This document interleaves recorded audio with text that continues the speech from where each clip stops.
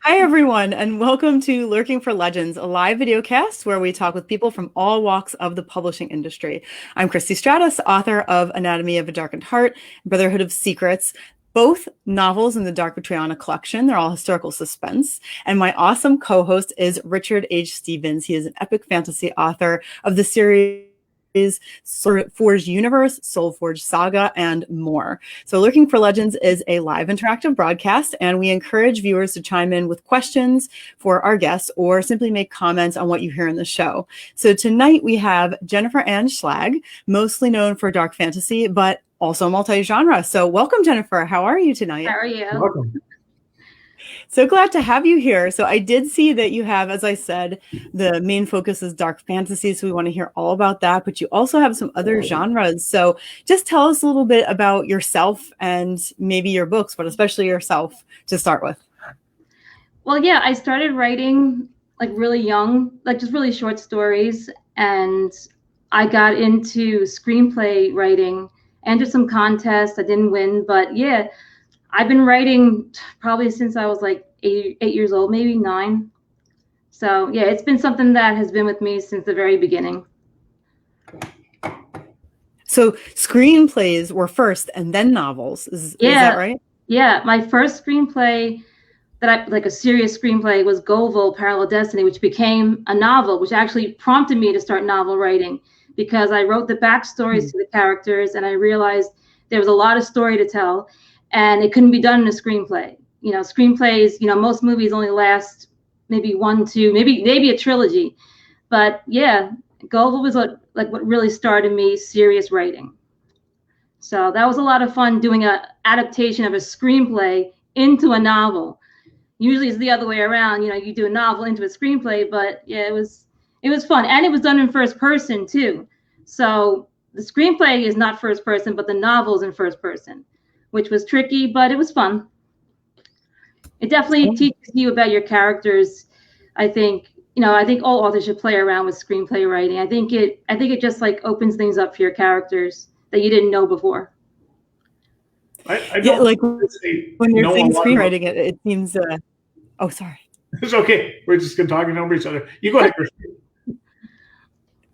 I was just going to say, screenplay writing to me always sounds intimidating because it feels like a whole other thing that I now have to learn. But to you, it's how you started. And you're saying that, writers could actually learn from it. So like, what kind of things do you think that we would learn from it? Like for someone like me, who's like, that sounds a little bit intimidating. I'm used to novel writing and short stories and stuff like that.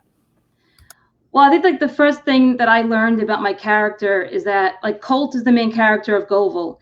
And writing the screenplay version of him, I saw only like a few things that I didn't realize in the book, which I had to go back and change the book because it wasn't matching the screenplay. So there was just more depth to Colt in the screenplay and not the novel. So I learned more about him in the screenplay than I did the novel, which I think that when you have like multiple characters that you're trying to tell a story for and it's being told through a first person, you have to go back and just find some more things about the character that you wouldn't normally find in a book. I think with most authors we tend to keep a book series going on for as long as we can because it's hard Richard I know has like a 700-page book that he just put out, Keeper of the Jewel, but for me I like to split up my story. Some authors can do it. I can't write like 700 pages, but I like to break up my story, and just the screenplay I think helped me break up Colt's story a little bit better. So I think for most authors, it just helps to break it up a little bit. If you think of it as like a movie rather than a book. That's interesting. I didn't mean to write a 700-page book. It just happened, but no, it's good. It's good. Since I write epic fantasy, it's good, I guess. It's certainly slowing down my production output, though. But I was just going to say, I don't know a lot about screenplays other than I heard some about screenplays when I went to the 20 books to 50K Vegas author conference in 2019. I sat in one class where they were talking about screenplays, and they're claiming that you got to stick to like 7 acts or 7 different acts. If I might be mistaken about what I'm citing here, but there's 7 different acts that you're supposed to follow in a certain order. Like, to me, especially being a fantasy author, who I'm a pantser, not a plotter. I couldn't imagine trying to adhere to the tenets of you got to do this at this point and you got to do this at this point. And I imagine all stories must be like that, where you have different mini climaxes to lead to the major climax at the end of the book. But in my mind, as I write a story, I never think of any of these processes. I just write the story. I can't even imagine how you would start writing screenplays before you could actually start writing, like before you start writing a novel. That must have been so. What would actually make you want to write a screenplay? I'm just trying to wrap my head around. I wanted to pursue filmmaking. It was what I wanted to do. Okay. Like, as soon as I got out of high school, I wanted to do screenplays. I wanted to direct. So I think, and I was reading up on a lot of things. And one of the best screenplays I ever read was James Cameron's Aliens. It was just one of the best screenplays. It was just so detailed. It actually read like a book. If you ever get a chance to read it, you can find it on, I think, simplyscripts.com. It's actually written by him, and it reads like a book. It's so detailed. And I was like, wow. I was like, that's cool, because, books is what you usually find all the details in. You don't usually find scripts, because scripts are very short. They're just like, he ran. That's it. That's all you see.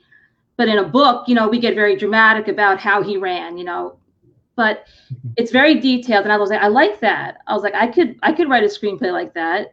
But as I was writing it, like I said, the backstories, they just took on a different route. And I was like, I don't think I can tell this in 120 pages, which is usually the rule of thumb for screenplays. You can't be more than 2 hours. Wow. So 120 pages, I'm like, I can't tell the whole story in 120 pages. I need to expand. And then I was like, you know what? I'll try novel writing. Why not? And I don't know, from there, it stuck with me. And like I said, I just saw my characters in a different light. I was like, I thought I knew everything about Colt in the screenplay, and then in the book, and then I'm bouncing back and forth between the two. And I'm like, there's so many things I didn't know about him that now I do. And it just makes you see your characters just in a different light, because they're in a different setting. A movie is meant to be very quick. We're there for an hour and a half, 2 hours maybe, and that's it. And then we got to wait for the next one. But with a book, you can take your time. You can put it away for a few minutes. But in a movie, we're glued to the screen, and we just want to see what happens with the action.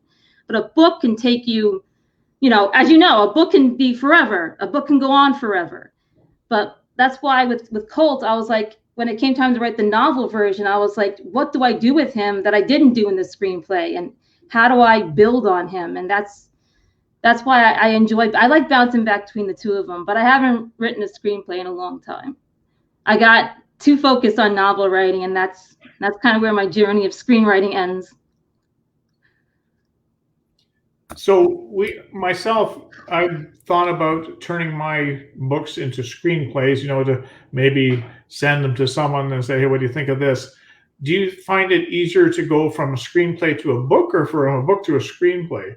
Like, I can't imagine taking, like you say, a 700 book and throwing it into a 120 page screenplay. I think your book would have to definitely be probably watered down.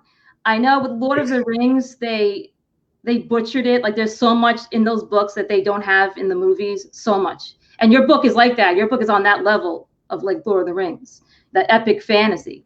Mm-hmm. So I think, for you, I think with authors, we get very disappointed if our books become a movie, because we know how the story plays out. And when a screenwriter or director, whatever, sits down, they only take certain things out of your book. And they just take like all the really high action scenes, something that's going to, keep the audience intrigued and everything. But I think for you, like your book, I think they would butcher it just because it is so long. I mean, and like I said, your stories are good. They're really good stories, but I think they would just 700 page book, that's going to be shortened into maybe 150 page screenplay. You're breaking into like the 3 hour movie thing. And so, I mean, don't ask me to tackle your book for a screenplay, because I don't think I could do it. I don't think I could. I will not ask you. I wouldn't know where to start because and it's another thing, like when you're writing a book, I don't know how you guys write your books, if you do like a plot, like plan out your plot, or you just write and then where it ends, it ends. That's how I did it in the beginning. When I wrote my first book that I published, Night First, The Divinity of Damien Calla, I wrote it. I knew how it ended, so I just wrote it. Whatever happened, happened. But then as I started, progressing with trying to get writing to be better for me, and I realized you have to plan it. You have to plan out your plot, because actually recently I just revised one of my books because I realized I wrote it like I wrote my first book. I just wrote it and I didn't think about how it was going to begin or end. I just wrote. So when you plan it out, you'll notice that your story flows better. I mean, I don't know. Like I said, I don't know how you guys figure out your books, but I've learned that really planning it out, step one, all the way down, it really does help, especially if you're writing multiple books at the same time, which I usually do. So that's probably a bad thing. I love having multiple works in progress myself. Yeah. I'm not a planner. I would like to be. I think it would be awesome. I have tried and tried to be able to plan my books. I just think it would be smoother if I could. But anytime I try to plan them, I am always so far off base from the way the story actually has to go and will end up going. It's like a waste of time, for me, because I'll start out like, here's the plan and here's my writing, and it'll go about this far, and then it's just. That's it. It just goes a totally different direction and in a better direction for me. So it's frustrating to not be able to, and I'm glad that you've found like a way to smooth out that process for yourself. I wish I could do that. Yeah, I had to. It was just getting too crazy because I've revised my book so many times, and I know, Rusty, he's probably mad at me because I'm supposed to send him the revised edition of Heir of Dragmore, which I think is my best work. I really do. I put a lot of effort into that book, but I learned that by planning it, I think that when you don't plan and you just write, I think, especially if you're writing a series, you kind of get lost in what you wrote in the first book or the second book, and then by the time you get to the fifth book, you're like, where is this story going?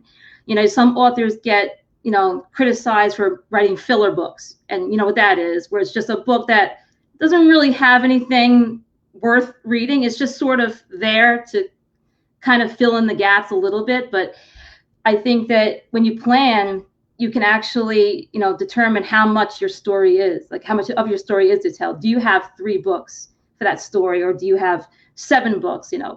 I think that's why when I planned out some of my book series, I realized I don't need 4 books to tell this story, and I can tell it in 2 books. Like Heir of Dragmore was only supposed to be 1 book, but as I got halfway through, I realized that it definitely needs more than 1 book because of what happens at the end. I don't like leaving cliffhangers. I really don't. Sometimes we have to, because it's for whatever it may be, if you're trying to, try to tease the audience, or if you're just purposely doing it to kind of make readers angry, which sometimes we do. But yeah, I think planning, it just helps your story flow better. And it also just helps you mentally figure out what story you're telling next. Is it going to continue? Is there going to be new characters? I do that now. I write down every single character. I write down what they're doing in the first book, what they're going to do in the second book. Are they bad? Do they turn bad? And I just realized that it makes my story it looks more just like cohesive. Everything fits together and melts together better. Yeah, one of the things that I have heard people who, particularly in fantasy, actually, because you're right, dark fantasy. Yeah. One of the complaints I've heard from people who write a series specifically in fantasy and they aren't able to plan, or they don't start out planning, is that by the time they get to book 3, they realize that things need to change in book 1 or 2, and it's very frustrating for them. And sometimes they don't feel they can change it, and so it changes the path that the whole series would have taken, or they go back and they then change. And of course that can be frustrating, and trying to either market that or decide whether to say that you did that or how to present it, so it does make sense if you're able to plan like for that series, as you're saying, then you'd know what's coming and whether you're going to struggle with book 1 and 2 and whether things have to change. I would love to do that. I'm kind of doing what Richard does, which is actually I'm backwards doing it because I already wrote 2 of my books, and mine are not a strict series though. They just have crossover. But Richard does an Excel sheet as he's writing, I think, right? Yeah, I use an Excel sheet.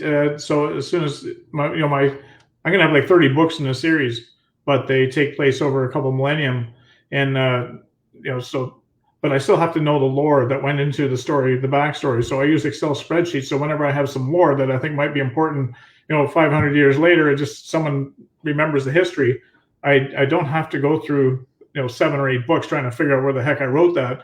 It's on an Excel spreadsheet. So I do plot and plan a little bit, and as I keep going, I can put more into storylines and stuff like that, where I have a bit of a web of a structure, but I certainly am not a planner per se. I just you were talking about cliffhangers, and I just want to make a point that there's really nothing wrong with cliffhangers, but I'm thinking as an author, especially an independent author, if you want to put a cliffhanger out there, you better have that other book ready. Yeah. Right? I'm very far behind on all my projects.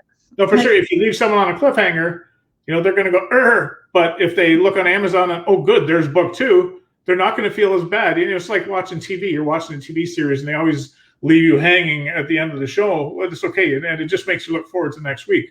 Oh, yeah. But if you're not putting that book out for 2 or 3 years, I think then you're going to certainly upset the writers. No, I know, and it's. I mean, I had some personal things happen between 2015 and 2018. Like both my parents passed away from cancer, so I had a lot of things happen. So when I released Night First, The Divinity of Damien Calla, the first book, I had already the second book planned. I had it. I was writing it, but then my dad passed away, and then I got sidetracked with worrying about my mom because she wasn't feeling good. And then when she passed away in 2018, I just sometimes unfortunately our lives just take a different route, and we can't really focus on the things. So I don't know. I think I mean it's my fault. I should have actually focused on writing, because it probably would have been good therapy rather than just being depressed and not writing. I should have been writing, but I just didn't have I feel bad because my parents never got to read any of my books, and it kind of hurt to try to write. And I'm like, who am I writing for? I don't have a fan base. I don't have, a lot of people that are buying my books. So it's like, who am I going to write for if I don't even have my parents, that are going to read my books? But yeah, so I'm really far behind. But again, like I was saying, I have multiple projects and they're all going at once. And just recently I decided I can't do that anymore. I have to focus on one book at a time. I'm just getting too far behind on all these deadlines that I made for myself. And like you said, you are working on multiple, projects at a time. And it's hard. It's really hard, especially if they're not set in the same genre. And mine are not. I have a young adult series I'm doing, and then I have a sci-fi fantasy series that I'm doing on top of the dark fantasy series. So it's like 3 different genres, and they all take place in a weird time, and they have all very, very unique characters. So yeah, I have to start focusing. So I'm going to be returning to The Divinity of Damien Calla, and I'm going to finish the 2nd and 3rd book entirely. And then I'm going to work on my next series. Yeah, that sounds like a good plan. And, you mentioned deadlines, and I did see on your blog, I think it was in January, you did a post about deadlines and struggling with them. And I was going to ask you, had you found anything that works well for you for meeting deadlines? Because it's hard. Everyone struggles with that, especially indie authors who are meeting their own deadlines. Somehow that's even harder, maybe because we know we can push them back. I don't know. I have author friends here on Facebook. They put out a new book like every 3 weeks. They have a new book coming out, and I'm like, I can't even get one book finished right now. And it's like, I don't know how they do it. And then some of them have full-time jobs. Like I work a full-time job, and I don't know how they do it. I don't know how they find the time to write with everything that's been going around, in the world, with all this crazy stuff. I don't know how people find the time or the inspiration. I posted something on Facebook about that I lost the will to write, I lost inspiration. And then I was reading through one of my books, and I suddenly got it back. Like I just suddenly, I was like, I feel good now. I feel like I want to write again. Yeah. But I think we all go through that. At some point we have like a writer's block, and we don't know what to write. We just get to that stalemate. We're like, what do we do now? I feel for you. We're our own worst critics, especially as independent authors. I think one thing, I'm a little bit older than both of you, but you got to take at some point you'll just take a step back and realize that, don't compare yourself to anyone. Don't compare yourself to the guy or the girl who puts a book out every 3 weeks, because and say, I'm not as good as them, or how can they do that and I can't? They work full-time jobs. How can I can't do this? Once we get caught up in that, I think that just takes us away from where our mind needs to be, because we're all individuals and we all work at a certain pace. We all work at a certain way. And if you actually really think about it, there are millions of people who want to write a book and they can't write it, period. They can never get as far as you've gotten. So kudos to you for doing what you've done. Right? Like you are way ahead of the curve. So just, always when you think that way, I think that way too. I'm thinking, I see these people put out all these books and everything else. I'm going, I need to keep up. And I got to take a step back and say, I'm not them.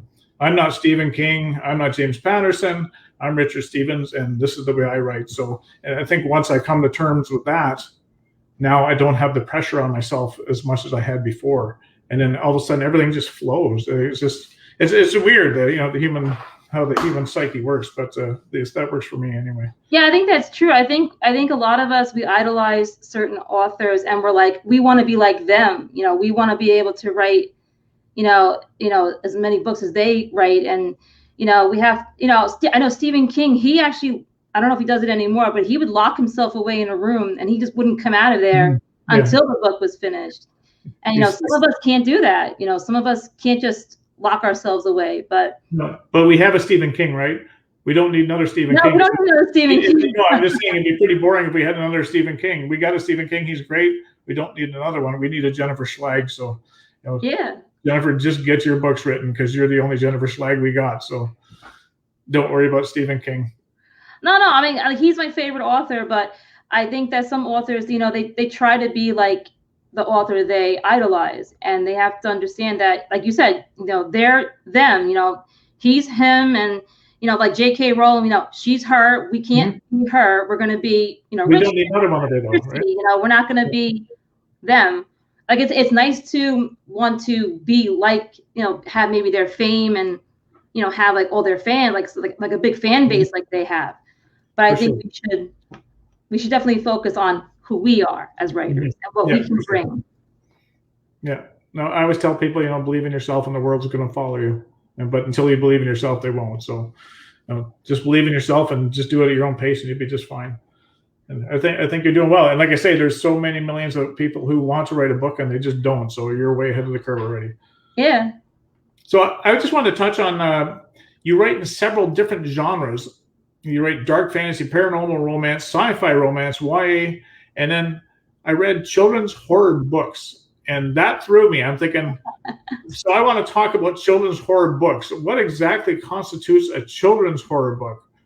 Well, it's kind of like, I started a thing called it's called Kidnapping the Reaper, and it's about I think he's 12 years old. I think Jake's 12 years old in there, and his best friend almost dies, and a Grim Reaper comes to take him.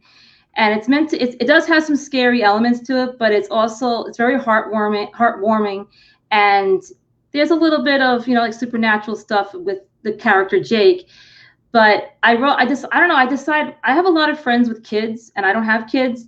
And I was like, how can I appeal to them? Because they don't really particularly care about my, other stuff, my adult writing.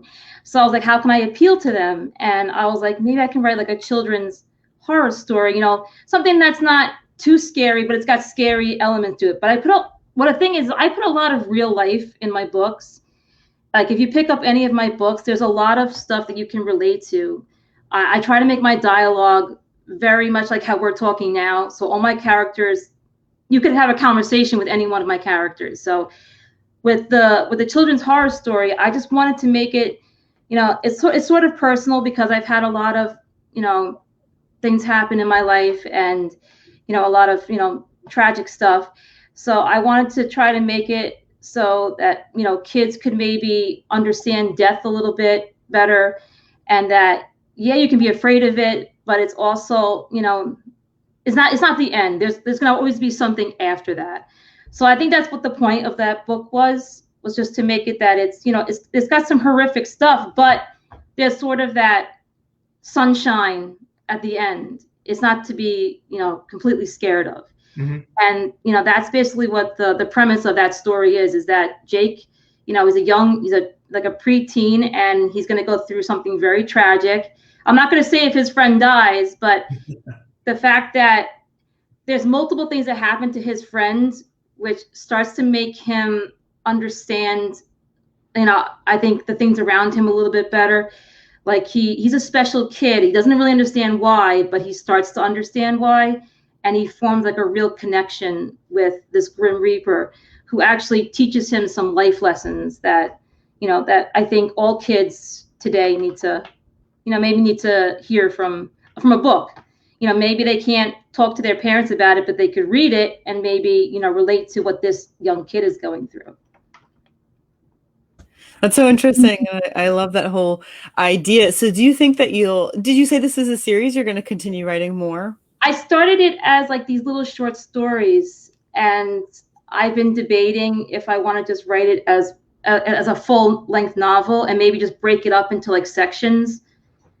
So I don't know exactly. I had originally had planned like 5 short stories for it, but I think I'm going to combine them all together and just make it one book. So at first I didn't know how people were going to react, because everybody on my Facebook, they all know that I write dark fantasy. And I didn't know how everybody was going to react to children's books. They're like, what is she doing writing a children's book? So I was like, maybe I'll just see how it goes, and a lot of people liked it. Like the people that read it, they said they liked it.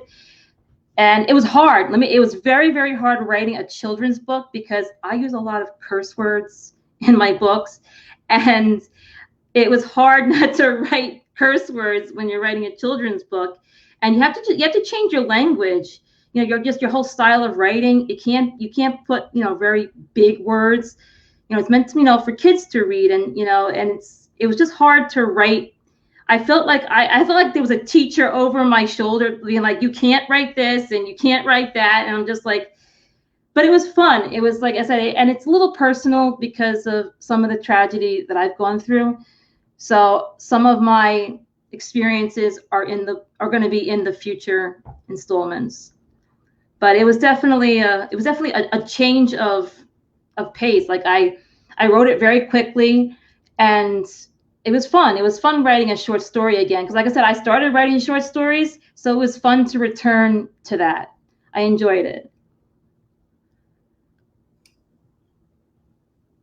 So I was reading in your bio that it says you wrote horror and sci-fi as a child.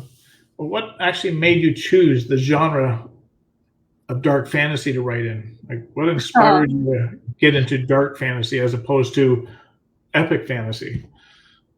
I want to say that, when you first get into, writing books, we really only had like certain genres to choose from. We really didn't think about the subgenres. We were just thinking there's fantasy, horror, historical, whatever, romance.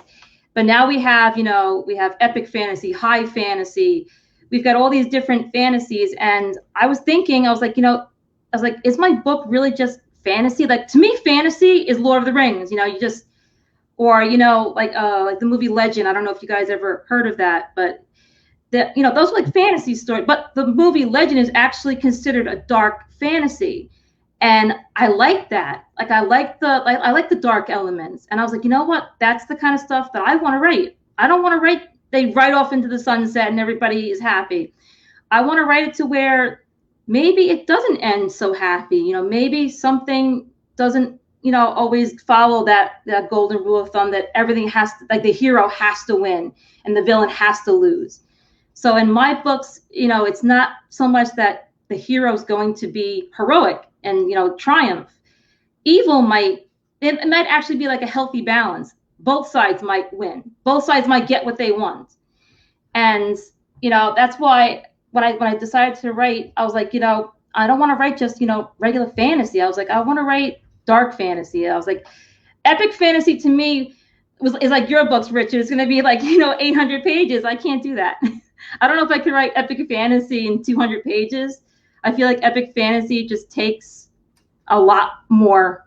You need a big book to do that. I don't think you can do it in 200 pages, but I try to keep my books on the low end when it comes to the page length. It's hard to write. It's hard to write. My first book, Night First, was like 423 pages, and I was like, that was tough because I self-edit. So self-editing 423 pages, speaking out loud, and you're just going over it and over and over it. It just, I was like, 200 pages I can get done in, you know, a short amount of time. Yeah, no, and you're certainly hit the nail right on the head there, because I edit mine. I have beta readers and everything else, and but when I go through the final polish, I print it off on, and I had a stack of paper that was, I don't know if you see your hands, where are they? They're not there, but it was huge, and it took me probably 2 weeks sitting on the couch and just pouring through this, and then, you know, writing notes and everything else on the paper. And then it took me that long again to sit in front of my computer and transcribe all those notes into the story. And then, yeah, it certainly takes a long time for sure. But so what's your writing process like then? We're talking about editing and that, and you're saying you self-edit. So what is your writing process like from starting, like your writing day? What's your writing day look like? I know you're saying you work full time, so that's obviously going to play into it as well. Well, right now I work Monday through Friday, so I try to write when I get home. I get home at 1:30, so I try to write a little bit, and then I'll write on the weekends. But I usually try to write as soon as I get home. I try to put in as much time as possible before I have to go to sleep. And now, like I said, now that I've decided to work on only one book at a time, I'm focusing only on that. I'm actually rereading Night First, just to get, you know, familiar with the story again. And I think I'm going to add maybe I think I'm going to change it just a little bit, just to make it a little bit more interesting. But yeah, I start writing as soon as I get home, and I try to write up until like an hour before I have to go to sleep. And sometimes on the weekend I'll spend like one whole day just going over everything, because I just want to make sure I have everything checked off. I don't want to keep making mistakes, and then I have to, because once I print my books, I look through them and I'm like, I should have done this, I should have wrote that and not this. And then I have all these lines going through my book, and I'm like, now I got to go back and revise this book again, which is what I just did with All Aboard the Train, which is my young adult novel. I was like, I should have wrote this. Why didn't I write this? And it's because I was working on too many projects at once and trying to edit too many projects at once. So yeah, that's what I do now. I also now edit each chapter. So once I finish a chapter, I go back through it and I read through it just to see if everything, you know, is put together properly. And I think that what I'm doing now is helping. It's taking a little bit more time, but it's helping me to be a better writer and put out a better book rather than just publishing the book. And that's it. Do you think that you will end up writing, like finishing a full series for each series you have? I think you have multiple series. Do you think you'll write the whole series for each of them first before publishing, or will it be like different for each series? I think like you might publish them along the way.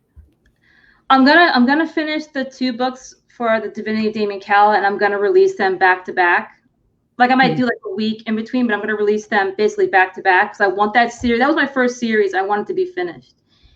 And then I'm going to work on my Twin Land series, because that's my next biggest one. It's got like 7 books that have to go in it. So I'm just gonna work on that one, and then I'll finish other things as it comes along, because I feel like that series, that's also another one. The Twin Lands is actually something that started as a screenplay as well. It started the same time as I wrote Govel. So that one I want to finish it. I want to finish that, and yeah, then I'm just gonna bang out all the series, just one by one. I wish I had the patience for that. Something I'm interested. Some authors are really good about that. It is hard, but it's well worth it, because I've just, like I said, I haven't been able to keep the deadlines, and it bothers me, because I have all these new book ideas that I want to work on, and I know if I start those, I'll never finish my other ones. They'll just sit there, and it'll be 20 years by the time, and I don't want to do that. So I have to stick to this commitment of going series by series. Do you know, I read once that there was an author who spent, I don't know how many years it was, but it was years, writing one 20-book sci-fi series, and then he wanted to release it like month after month, Wow. one each month. And I was just like, how can you hold it in? I couldn't, especially having that many. Once I was up to book 5, forget it. I mean, probably book 2 for me, but it was just an amazing thing. But it does make sense if you can release a series, pretty close together. Yeah, makes sense. Yeah, there's an author, I don't remember his name now, but he actually writes this book called Pharisees or something about that. But it's like a sci-fi book. But he releases a new book. I think he's up to like 15 books in this series, and I think he's releasing one every month. And I mean they're good. They're good books, but yeah, I don't know how he does it. I just don't know how he finds the time to just write them, and like I said, they're good. They're really good stories. I have to find out what his name is again. I think his name is John Adams. I think it's John Adams. But yeah, he just bangs these books out like. And I was like, wow. I was like, I can't do that. I wish I could. And then I have another author friend of mine. She writes paranormal romance, and she's just writing like a book every 2 weeks. And I was like, I don't know how you're doing that. I can't do that. It's beyond imagining for me. I can't do that either.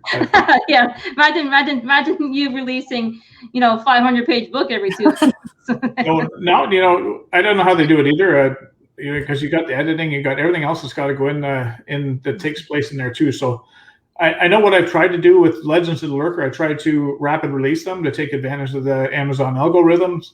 If you release a book a month, then your second book ups the algorithms for book 1, and then a month later you release book 3 and it ups book 2, which ups book 1, and it's supposed to really boost your sales. So I tried to take advantage of that. Yeah. And I just can't do it. Like you say, I have book 1 done, and it sits on the shelf as I'm writing book 2, and at some point I'm just thinking I want to publish it. I'm not patient enough, so I just publish it, and then I tried to do it again. So once I did Legends of the Lurker, I'm thinking, okay, I'm going to do it again with the Bainbridge companion novels. That didn't work last year, so I figured this year I'm going to do it with the Highcliffe Guardians. And of course, book 1 came out to 626 pages, and it just took so long that I figured it's been 8 months since my last book was released. It's time to put one out. So yeah, much. Imagine if you were actually hiring an editor too, because an editor can. Oh, for sure, yeah. They can take weeks, to edit a book.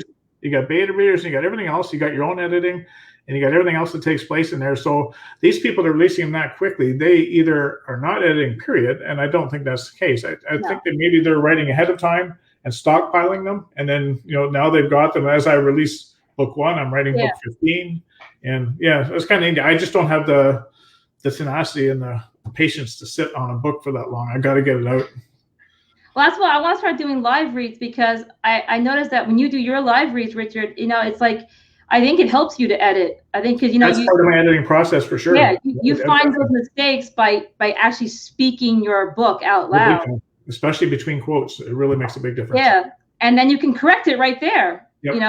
So I think, and Rusty does it too. I think he. Yeah.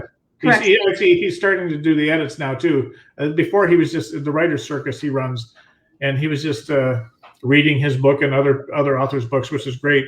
And he's the one who actually got me into doing that. But then I figured, I'm going to take it one step further. And there's so many different ways to edit. You can edit on screen. You can edit by printing it. People say edit it out loud, and I don't know myself. It's silly, but I feel stupid just talking to my computer in a room with no one in it.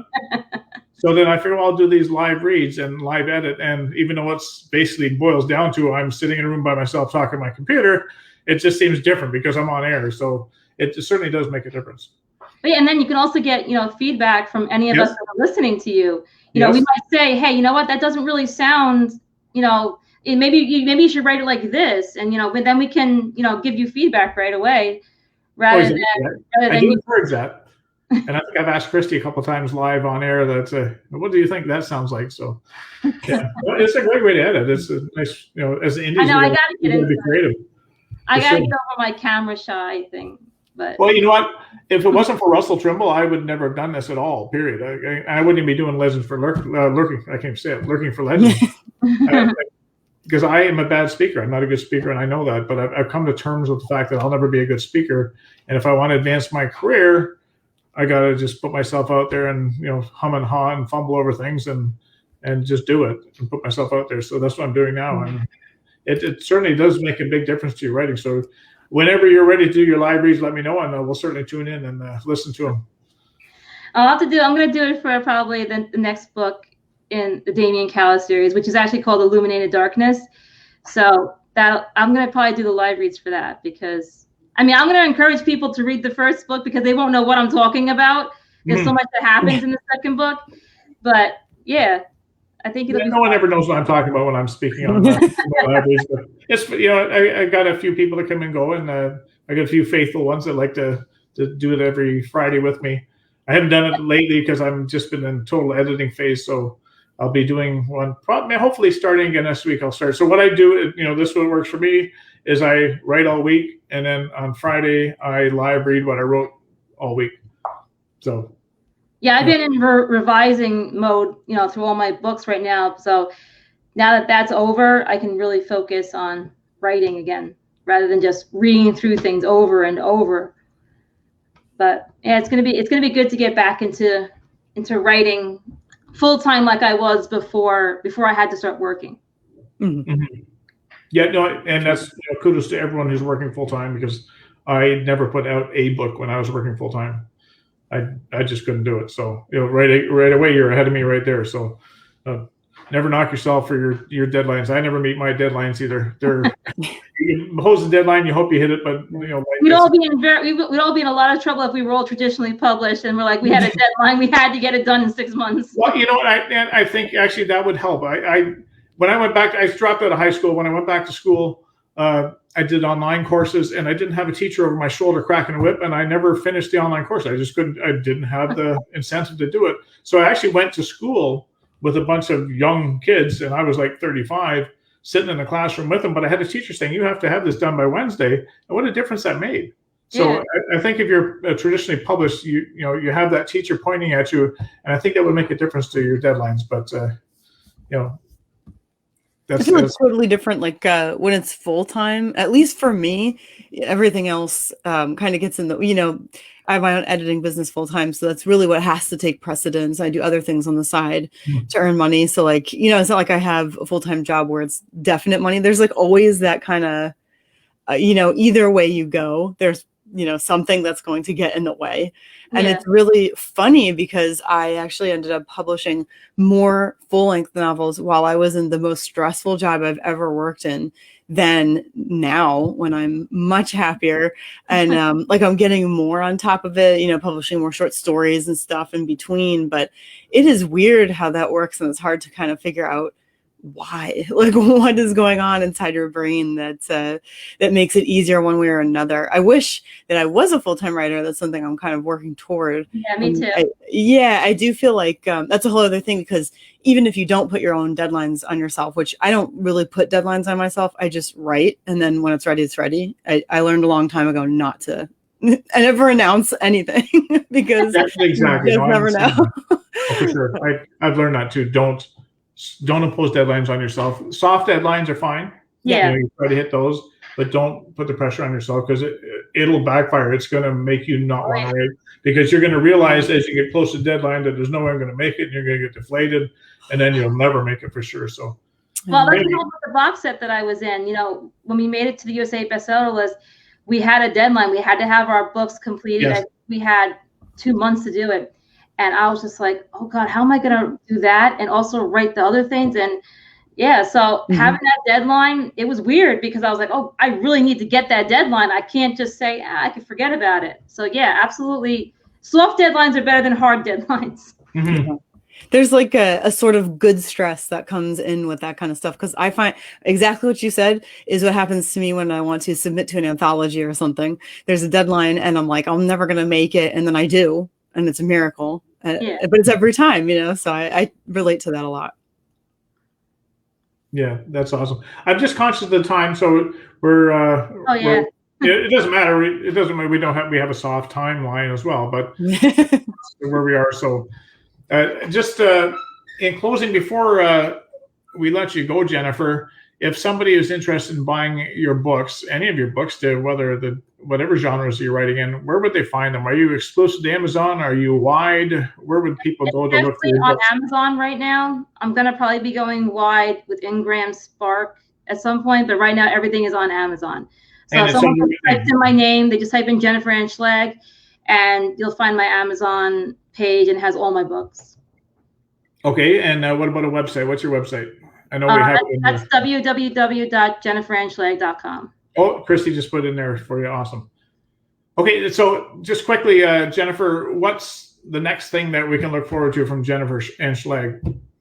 Finishing my Divinity of Damien Callas, starting with Illuminated Darkness, and then the last book is called Dark Reign.